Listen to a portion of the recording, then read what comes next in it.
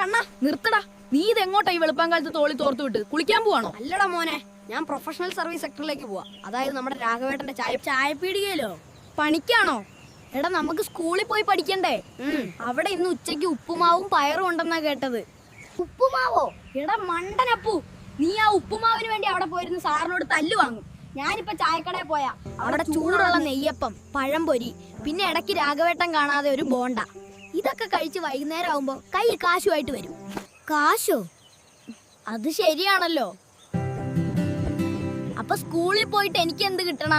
നിനക്ക് അവിടെ പോയ ഹോംവർക്കും അടിവാവുമാണ് മെയിനായിട്ട് കിട്ടുക.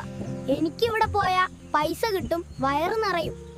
പിന്നെ നീ പഠിച്ച് വലുതായി പൈസ ഉണ്ടാക്കുമ്പോഴത്തേക്കും ഞാൻ ഈ ചായക്കടയുടെ മുതലാളിയായി മാറും. അപ്പൊ നീ പറയുന്നതാണ് ശരിയല്ലേ?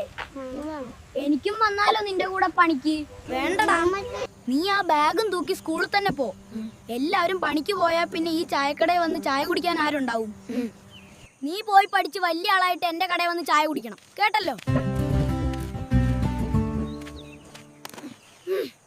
അപ്പൊ സുഹൃത്തുക്കളെ, ഇത് വെറും ഒരു തമാശ മാത്രമാണ് കേട്ടോ. ആരും സീരിയസ് ആയി എടുക്കരുത്. അതെ, വെറും കോമഡി. വീഡിയോ ഇഷ്ടപ്പെട്ടെങ്കിൽ എല്ലാവരും ലൈക്ക് ചെയ്യുക, സബ്സ്ക്രൈബ് ചെയ്ത് ഞങ്ങളെ സപ്പോർട്ട് ചെയ്യുക. നന്ദി, നമസ്കാരം.